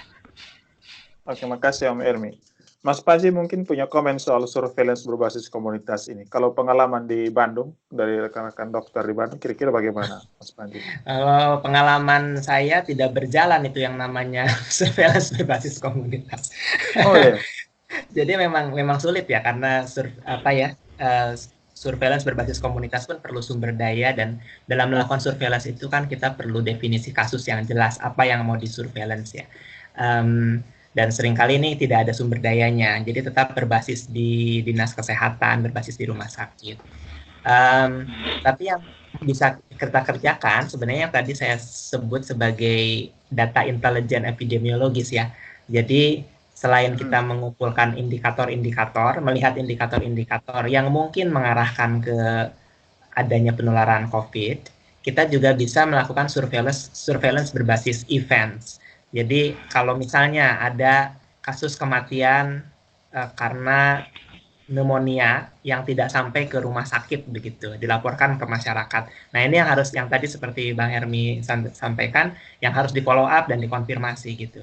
Jadi istilahnya bahkan rumor pun kita anggap sebagai sinyal ada atau tidaknya COVID gitu. Jadi kita pastikan semua yang rumor-rumor itu, event-event, bahkan kalau misalnya ada dokter dari rumah sakit mana bilang ini pasien saya kayaknya COVID, itu harus di-follow up. Di-follow up, diperiksa, walaupun nggak ada PCR, tapi dievaluasi apakah benar ini ada indikasi ke arah COVID, dan kita gunakan informasi itu untuk respon epidemiologis begitu. Oh iya. Mungkin Mas Panji mungkin saya mau tambah pertanyaan mungkin untuk Mas Panji juga mungkin dengan Om Pak Ermi dan Pak Asep. Sebenarnya yang pertama itu di tingkat surveillance itu kita punya cukup epidemiologis yang mengerti soal pandemi atau tidak di Nusa Tenggara Timur ini yang bisa dibentuk untuk tim gerak cepat itu. Itu yang pertama. Yang kemudian kedua tuh pemerintah provinsi maupun pemerintah kabupaten di NTT itu menganggarkan sekitar 200 miliar. Nah, dana-dana ini berapa banyak seharusnya yang bisa kita posisikan untuk tim surveillance ini dan sehingga bisa sampai ke bawah. Kira-kira ada yang bisa memberikan gambaran atau tidak? Karena ada ketakutan ini kan kerja-kerjanya rapat lebih banyak, tapi kemudian untuk kerja-kerja surveillance itu tidak jalan. Itu yang kita takutkan. Oke. Oh, berarti Om Ermi mungkin Aduh, ini nanti pasti Pak Asep juga lebih banyak tahu nih dan mengalami. Tapi sebenarnya kalau kita bilang cukup tidak cukup, saya berani bilang bahwa tidak cukup. Karena dalam konteks nyatanya surveillance itu orang semua sekolah Mas Panji ini sekarang akan menjadi lagi ngambil public health-nya sih. Juga jadi banyak epidemiolog, tapi terus terang lebih banyak epidemiolognya itu mungkin di konteks pengamat di ini ya, di yang bukan praktisi langsung di lapangan. Kemudian kalau di lapangan memang terus terang dari dulu yang pekerjaan surveillance itu bahkan kalau pengalaman kami di dinas atau di mana berhubungan dengan teman-teman di dinas itu surveillance itu termasuk orang yang ya bisa dihitung dengan jari berapa orang yang mau kerja di sana. Tiap hari duduk hanya melototin angka dan semua laporan, mengurus hal-hal rutin yang memang tidak menarik sebenarnya. Tapi dalam konteks sekarang mereka itulah ujung tombak. Saya membayangkan dulu teman-teman KKP, siapa yang tahu ada kantor kesehatan pelabuhan? Banyak orang bertanya-tanya apa itu KKP waktu musim pandemik ini. Tapi sekarang mereka menjadi orang yang paling terkenal untuk di konteks kesehatan karena mereka orang terdepan dalam konteks screening. Nah, ini menunjukkan bahwa memang kita kekurangan orang-orang di bawah untuk membantu atau melaksanakan tugas-tugas surveillance itu. Dalam konteks penganggaran dan sebagainya, waduh, beta sudah tahu dia punya gambaran berapa yang harus ini. Tapi memang secara idealnya dalam konteks begini memang pekerja-pekerja lapangan itu harus disupport maksimal. Halo, kedengaran ya? Iya, kedengaran ya. Ya, itu mungkin itu dari saya. Oke. Iya, Dokter saya Asep. Oh, saya cuma mau iya, nambahin Mas. sedikit. Saya setuju sih, Bang Elsit. Pada dasarnya kita kekurangan kalau tenaga ahli epidemiologi ya. Itu dan kita nggak ngomongin hanya NTT. Saya pikir Jakarta aja kekurangan kalau tenaga epidemiologi. Dan sebenarnya kita nggak perlu banyak-banyak. Mungkin satu orang di satu kota aja udah cukup ya. Asal dia dibekali kemampuan analisis yang bagus. Yang sayangnya saya lihat kemampuan analisisnya itu yang kurang dari epidemiolog kita yang ada di lapangan. Jadi dia hanya mengumpulkan data, kompilasi, udah gitu tampilkan secara deskriptif begitu kan. Tapi menyimpulkan itu sebagai sinyal ada sesuatu, kemudian menyampaikan itu sebagai rekomendasi kebijakan itu sangat kurang. Jadi lolos saja begitu, apalagi kita sistemnya suka terlambat ya. Di puskesmas itu, di dinas itu laporan puskesmas baru terkompilasi berapa minggu setelah bulan berakhir begitu kan. Jadi memang sangat kurang sih. Tapi ya ini kesempatan loh. Kita lagi di tengah wabah begini, waktu yang sangat tepat untuk meningkatkan kapasitas itu.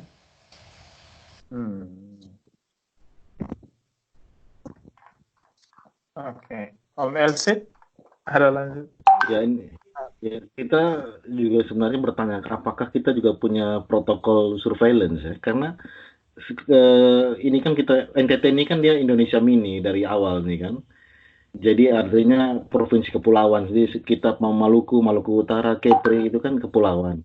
Nah, protokol pengawasannya sendiri bagaimana? Itu apakah kita di tingkat Satgas itu kita punya atau tidak? Protokol surveillance di level kepulauan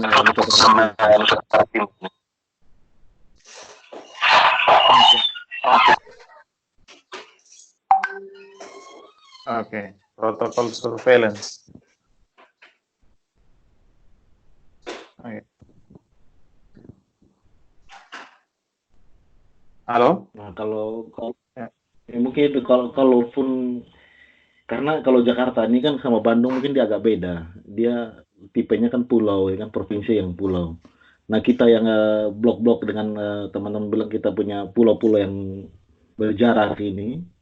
Ada juga yang dia satu pulau, Flores satu pulau, Timor ini satu pulau, Sumba satu pulau. Nah, kira-kira untuk surveillance-nya apa yang poin-poin utama yang kita harus bikin?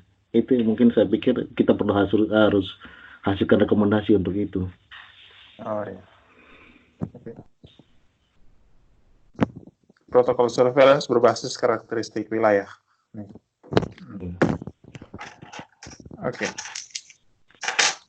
Oke, makasih Om Elsit untuk pertanyaan mungkin ada komentar akhir, tanggapan terakhir dari Pak Asep atau Mas Fahmi.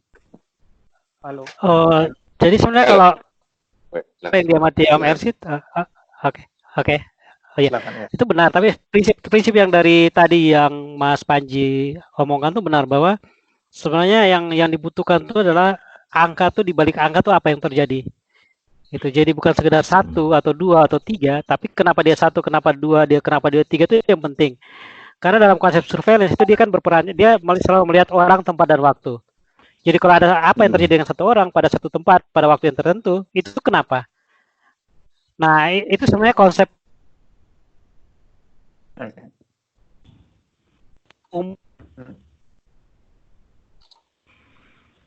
Ya, silakan. Karakteristik tambahan itu adalah yang membuat dia dipakai untuk menambah ketajaman analisa.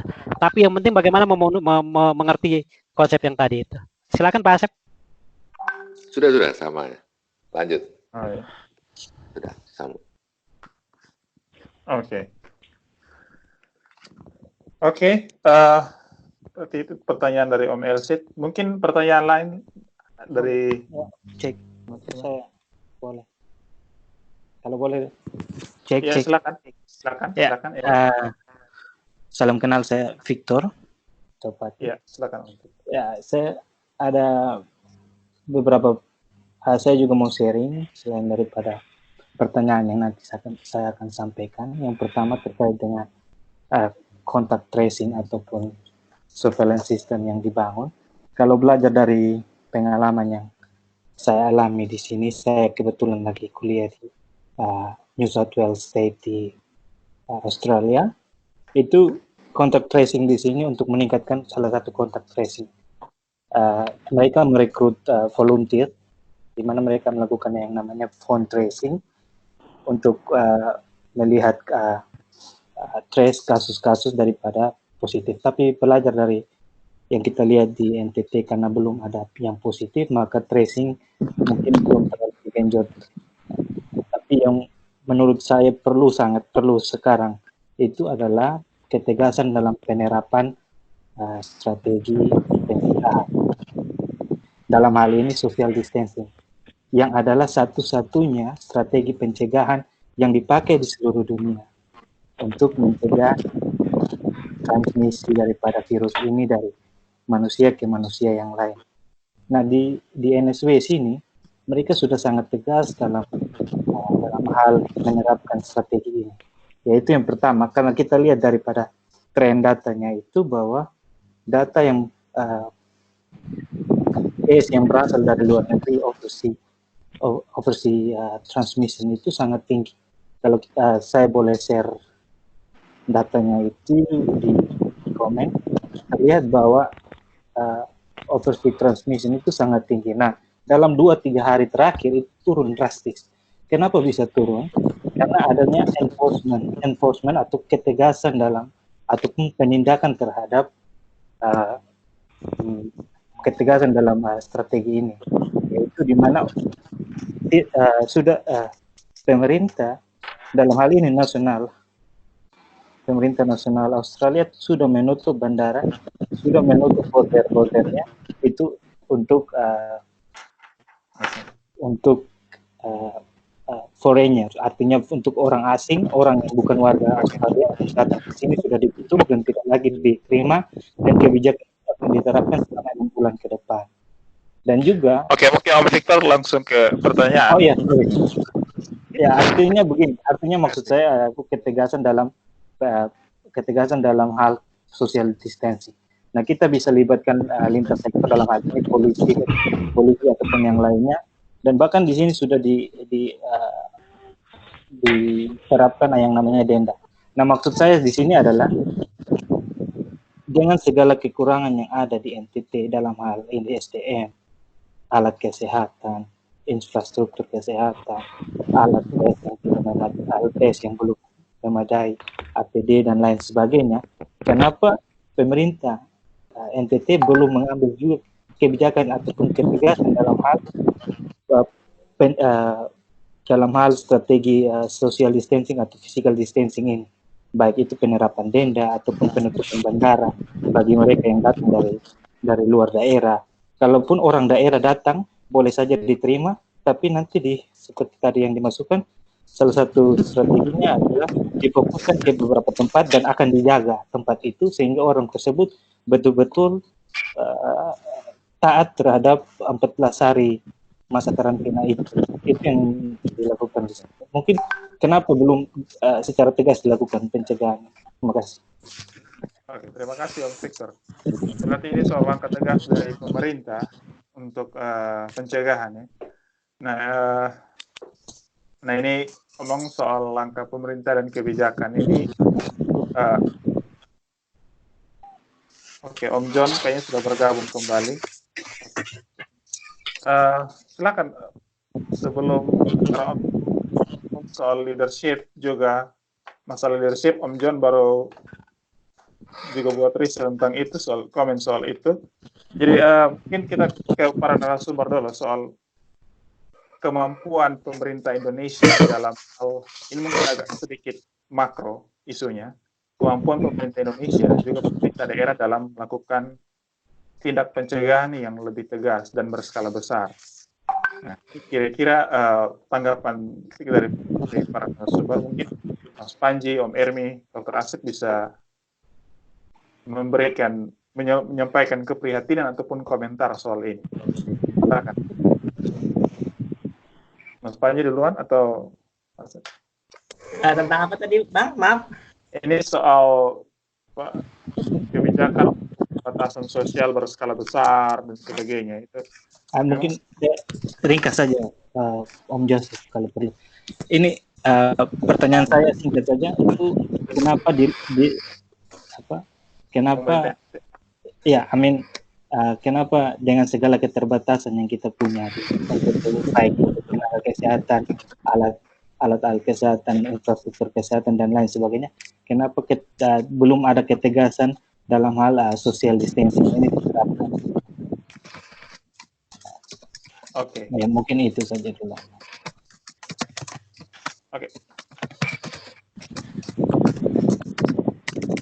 Baik.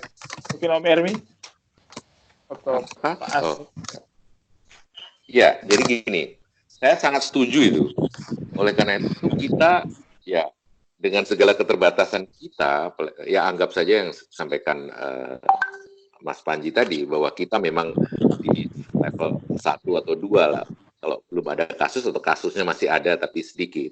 Jadi pencegahan itu yang saya tadi bilang, pencegahan itu yang bisa kita lakukan all out tanpa bantuan siapapun. Dengan bantuan kepala daerah, DPR, Forkompinda, masyarakat, semua. Apalagi tadi sudah sampaikan beberapa bagaimana keterlibatan masyarakat. Jadi tentu dengan edukasi masyarakat untuk bisa terlibat. Jadi tantangan tersendiri di era social distancing, jarang keluar ini mungkin dengan segala macam caranya, medianya. Tapi saya sangat setuju bahwa tidak bisa hanya mungkin ini aturan, ada aturan. Ya. Saya setuju untuk kita NTT. Kalau kita memang menyadari, masalahnya kita menyadari nggak bahwa pencegahan itu harus dilakukan luar biasa. Kita pilihan kita di situ. Nah, kalau kita sudah yakin bahwa itu yang paling utama, kita lakukan segala macam yang berapa miliar tadi itu ya salah satunya ini menjadi porsi besar untuk dilakukan. Itu saja. Terima kasih. Oke. Ya, kalau boleh saya komentar sedikit.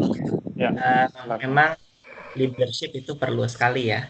Jadi ini dan tidak bisa disangkal kalau manusia yang menyebutkan yang kompleks. Oke.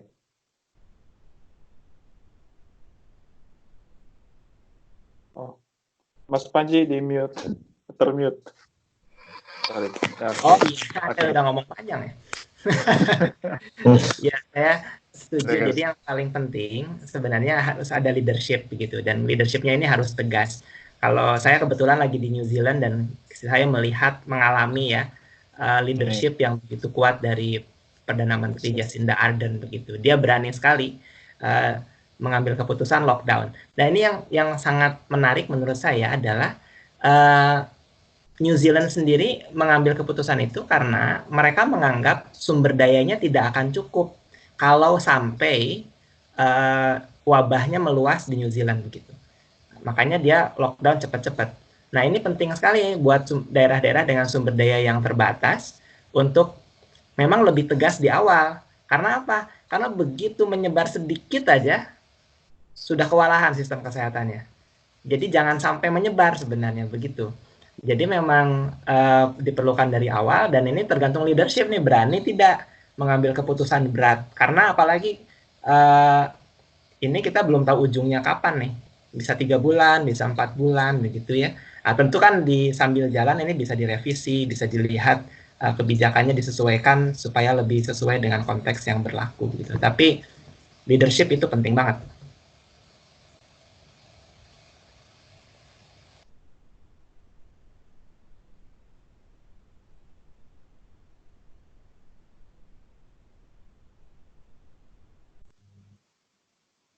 Halo.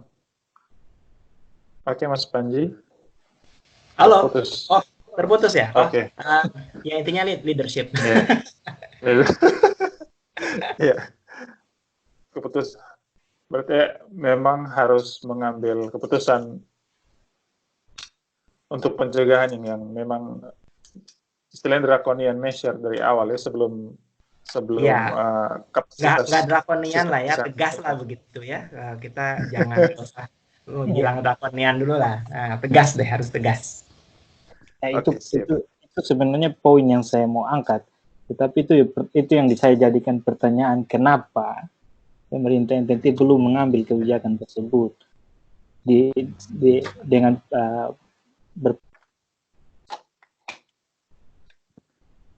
Halo? cek ya, itu poin yang sebenarnya juga. Ya. Nah, untuk Om Ermi, karena mungkin dengan birokrasi dan juga gugus tugas yang untuk respons dari pemerintah NTT, mungkin gugus tugas yang lebih paham ya. Mungkin Om Ermi bisa memberi. Halo Om Ermi. Halo. Iya. Kebetulan saya bukan di gugus tugas, tapi kebetulan hanya ikut membantu di dinas kesehatan beberapa isu yang mungkin mereka butuh. Jadi, tapi ya sedikitnya mungkin bisa tahu apa yang terjadi, atau mungkin malah tidak tahu apa yang terjadi. Jadi karena memang gugus tugas itu sangat kalau saya lihat memang dia dibuat sangat birokratik, dan ini jadi kerjanya ya ikut aturan-aturan birokrasi dan sebagainya. Jadi mungkin ada satu hambatan menurut saya sih, mungkin untuk gerak cepatnya agak tidak segesit yang kita harapkan. Tapi saya rasa kalau mungkin untuk leadership apa sebagainya, saya rasa Om John saya baru baca artikelnya Om John, jadi mungkin Om John yang lebih bagus untuk menjelaskan yang ini. Oke. Ya. Halo Om John. Oke, Mas Panji, kalau mau jalan nggak apa-apa. Oke, saya minta izin ya. Iya. Mohon. Oke, Mas. Terima kasih sudah diundang ke dalam diskusinya. Thanks. Terima kasih Mas Panji. Ya. Sampai ketemu lagi. Ya, makasih ya, banyak, jadi tentang yang kita tulis hari ini sebenarnya ada dua hipotesis. Jadi yang pertama sebenarnya di level global tidak ada kepemimpinan global, dan argumentasi kita sebenarnya karena COVID-19 terjadi pada saat yang salah, di mana nggak ada leadership global seperti yang kita lihat di 2014, misalkan saat Obama. Jadi kawan-kawan lihat aja jumlah dana yang dikasih oleh Amerika saat ini ke WHO untuk maupun dengan UN system itu terlalu kecil, 37 juta aja. Itu terlalu kecil untuk bisa handle masalah yang sebesar ini. Sedangkan bandingkan dengan skala yang nggak terlalu besar di Ebola 2014, itu yang mereka taruh $billion. Nah sekarang kita berhadapan dengan empty, kosongnya kepemimpinan global. Dan untuk waktu yang sangat lama, paternalisme di global governance itu memang terlalu berkiprah ke Amerika. Sehingga ketika lembaga-lembaga yang kaliber seperti CDC di Amerika, yang dari zaman dulu sampai sekarang memang paling bagus sebenarnya. Tapi ternyata dengan kapasitas yang segitu bagus, kalau pemimpinnya buruk ya memang responnya tetap buruk. Karena kita bicara soal kecepatan alokasi anggaran, kecepatan alokasi logistik, mobilisasi logistik, dan sebagainya. Dan itu sangat terlambat karena hampir 70 hari main-main dengan media si Trump. Kadang-kadang dia bikin doa di depan umum supaya ini. Kalau kawan-kawan lihat di ratingnya dia naiknya luar biasa. Makanya saya kemudian bernafsu untuk menuliskan ini secara lebih serius di tingkat akademis. Dan paper yang kita baru taruh itu bahasa Inggris, dan baru 2 jam atau 3 jam readingnya sudah 2000. Dan kawan-kawan dari Kanada pun yang baru bangun bilang, wow mereka senang baca papernya. Saya juga kaget. Karena semua lagi menunggu penjelasan why this is the problem. Dan kemudian saya lihat si Farid Zakaria juga sempat bicara soal empty space di global ini. Dan Farid baru bicara tadi atau kemarin kalau nggak salah. Opini kita sebenarnya dari 3 minggu lalu, hanya kalah cepat karena faktor politis di Singapura. Anyway, yang kedua, di tingkat Indonesia, poin yang sering Elsit bilang bahwa desentralisasi kita ini tidak terjadi di tingkat pengetahuan, sehingga daerah tidak mampu mengalokasikan resource.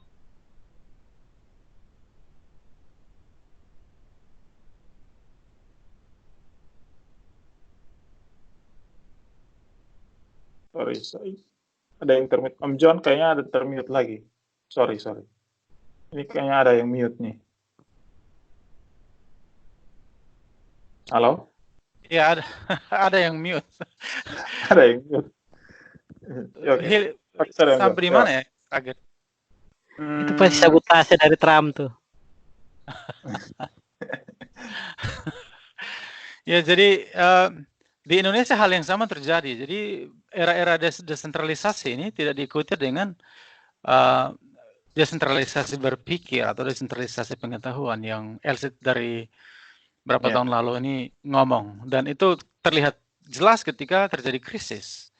Jadi manakala Jokowi berharap daerah ambil keputusan sendiri sesuaikan dengan kondisi seperti yang Anies bikin, tidak semua gubernur punya insentif seperti Anies yang mau jadi presiden. Jadi Anies bikin bukan karena memang Anies terlalu luar biasa, tapi memang Anies sama Ganjar sama Ridwan Kamil ini kan lihat di postingnya itu seolah-olah berlomba bahwa ini lagi dalam 2024. Which is good.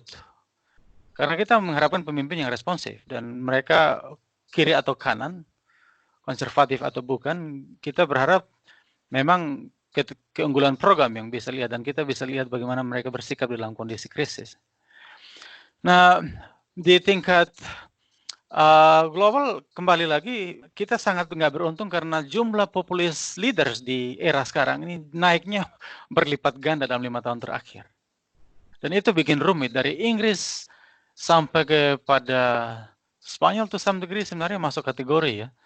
Walaupun dengan editor kita berdebat soal kategori populist leader. Tapi kalau kita mau lihat juga di Brasil, itu kawan-kawan lihat dia masih seperti lebih rusak dari Jokowi si presiden Brasil itu. Masih denial sampai hari ini. Jadi tahap fase-fase denialism itu masih terjadi, belum sampai pada fase acceptance. Kalau Pak Jokowi kan mulai dari denial sampai ke sekarang kan mulai istilahnya anger gitu ya. Fase-fase psikologi dasar. Entah sampai kapan bisa acceptance bahwa ekonomi bisa ditundukkan di bawah keselamatan manusia dulu. Dengan itu krisis lebih bisa dikontrol ketimbang sebaliknya.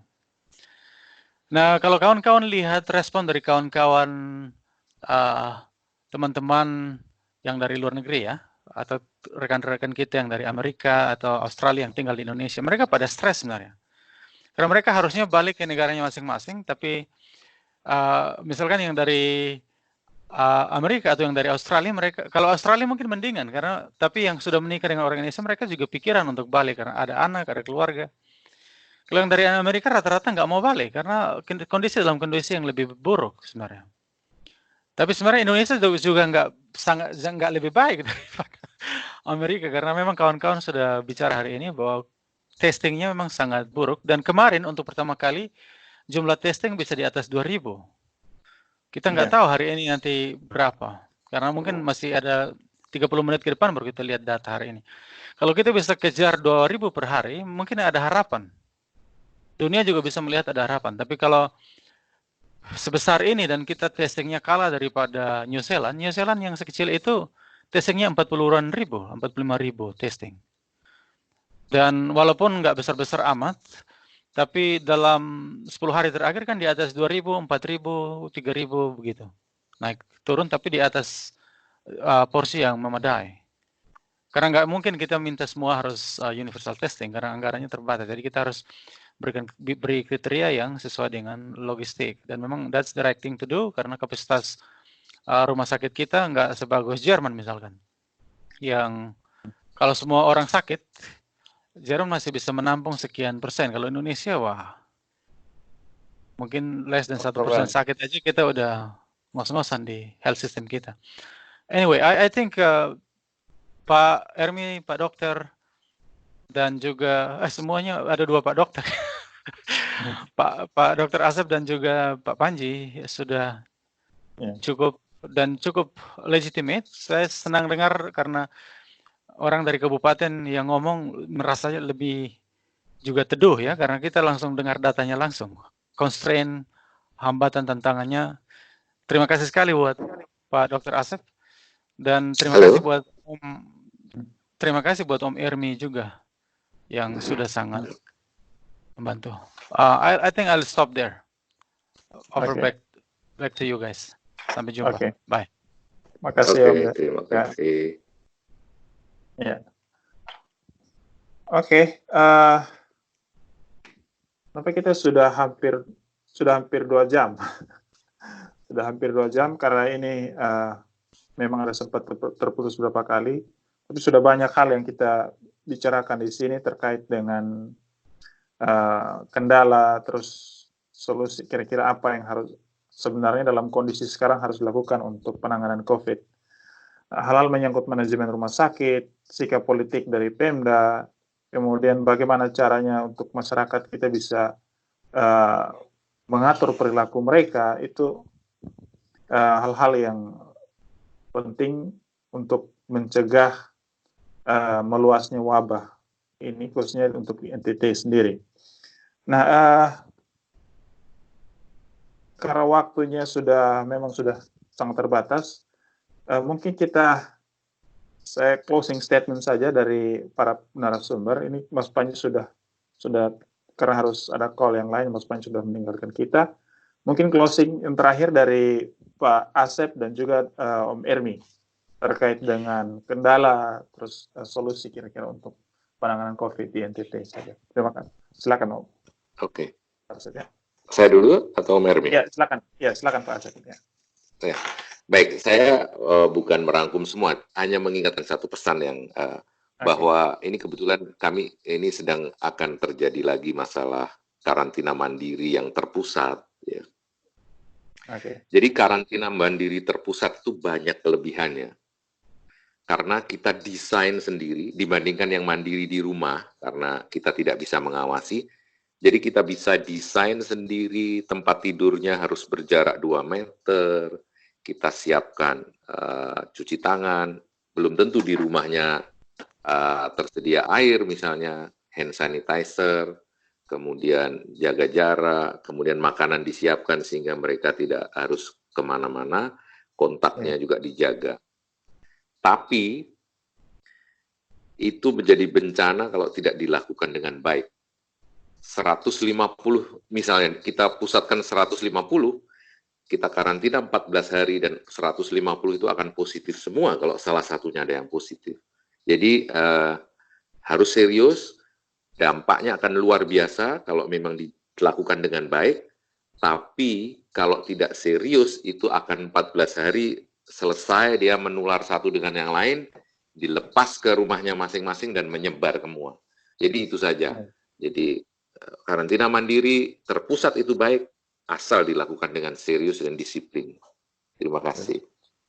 Terima kasih Pak Asep. Oke, Om Ermi, silakan Om Ermi mungkin terakhir. Kalau saya kembali lagi ke tadi bahwa kita harus membangun semangat kebersamaan untuk merasa juga untuk menciptakan suasana yang kondusif sehingga tidak terjadi stigma, karena itu akan sangat buruk untuk satu orang akan menyembunyikan informasi atau orang menjadi korban sehingga dia dikucilkan. Nah, jadi itu mungkin terlepas dari semua upaya yang sudah ada, mungkin kita semua harus berperan untuk bagaimana mengkomunikasikan risiko-risiko yang ada ini secara baik, kemudian sama-sama untuk berusaha untuk menyaring kembali tadi. Saatnya ini wabah corona tapi wabah informasi juga. Jadi bijaksana dalam memfilter hal-hal yang kita bagi itu ke masyarakat, karena itu juga akan bisa membangun trust dan tidak membuat kepanikan. Bersama kita semua bisa. Terima kasih. Ya. Terima kasih Om Ermi, juga terima kasih Dr. Asep sudah berbicara banyak hal, membagi banyak hal, berbagi data, terus pendapat terkait kendala dan penanganan COVID ini. Terima kasih. Mungkin kita berharap semoga hal ini bisa lebih baik penanganannya ke depan, untuk bisa kerja berkoordinasi bersama, khususnya peran Forum Akademi NTT bisa kita maksimalkan atau kita tingkatkan ke depan. Terima kasih. Oke. Makasih semua.